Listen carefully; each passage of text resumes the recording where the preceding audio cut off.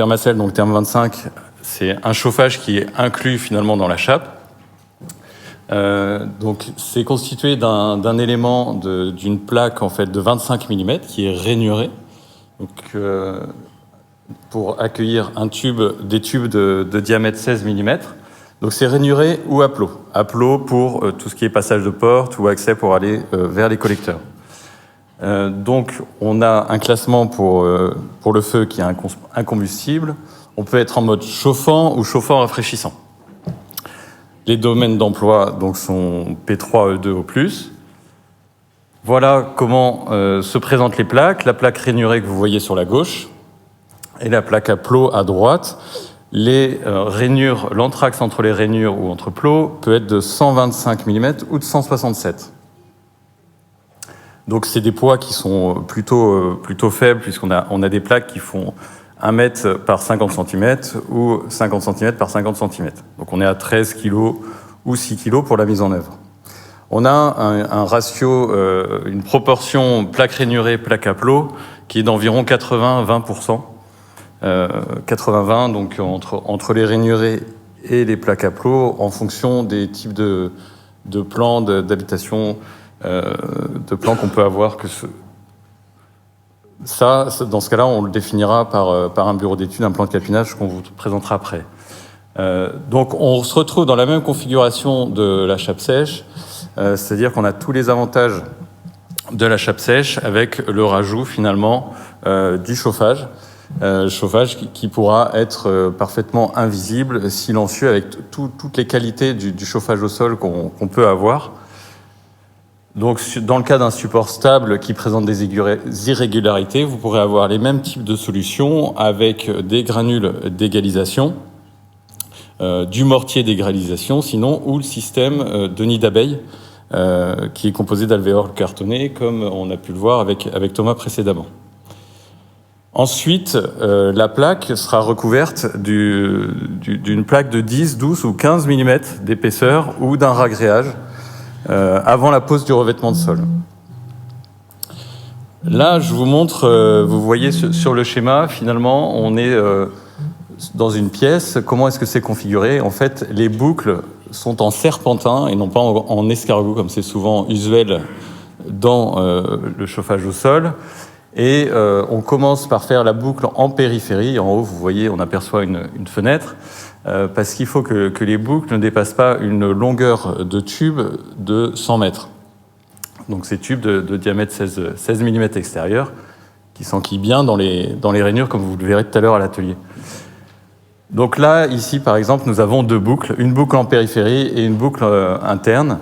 Sur l'image, la photographie en bas à gauche, vous voyez qu'on arrive à voir les plaques à plot et les plaques rainurées, avec les détails en fonction des coins, passage de porte. À droite, c'est le plan de calpinage personnalisé, qui peut être fait sur demande. Donc, à titre gracieux, on fait ça avec un bureau d'études qui est vraiment spécialisé là-dedans et qui sait apporter vraiment une vraie expertise. Là, vous pourrez voir en fait 3 types de variantes. La variante avec la plaque rainurée avec une plaque de 10 mm au-dessus avant de recevoir le revêtement. La deuxième variante, on est sur une plaque finalement en dessous et autrement avec un ragréage sur le dessus.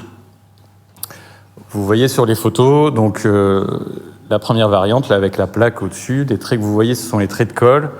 Et la photo du milieu, donc avec le ragréage.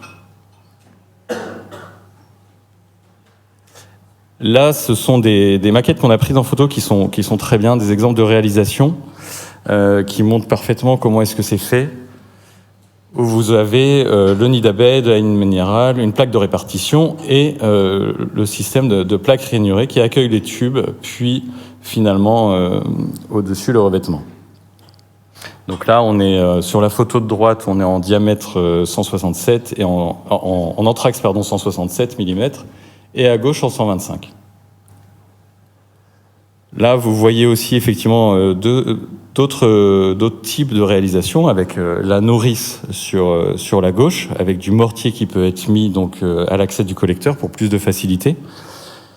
Et vous avez différentes coupes, là. 2 coupes avec soit du nid d'abeille, de la fibre de bois, du terme 25 et la plaque, la plaque au-dessus avant le revêtement de sol. Et à droite, vous avez aussi un exemple qui est assez intéressant. Ici, je vous présente un exemple de plan de calpinage en fait, d'un chantier qu'on a suivi qui est au Havre, un exemple de réalisation au Havre, où on est sur le cas d'un menuisier qui en avait déjà posé l'année dernière et voilà, qui apprécie particulièrement poser le produit. Et finalement, on a donc ces plans de calpinage qui sont délivrés par le bureau d'études, qui permettent vraiment de voir les boucles en fonction des différentes couleurs, avec la surface par zone finalement, et les longueurs associées des tubes, le type de plaque aussi.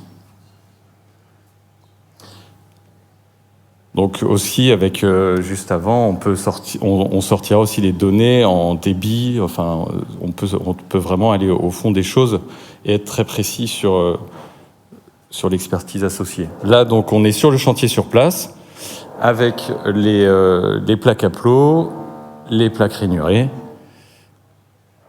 Et ici, vous avez la plaque de recouvrement sur le dessus, à la photo en haut à gauche, qui est assez sympa. Voilà, qui vous permet vraiment de voir comment est-ce que c'est mis en œuvre. Donc aujourd'hui, on est en pleine agrémentation avec le CSTB. Le but, c'est d'avoir l'avis technique, la TEX de cas A, donc avec des références chantiers. On est en train de travailler sur le sujet. Et donc, on avance bien. On a déjà quelques chantiers de référence et on continue voilà, d'en avoir et d'avancer sur ce sujet qui est vraiment intéressant.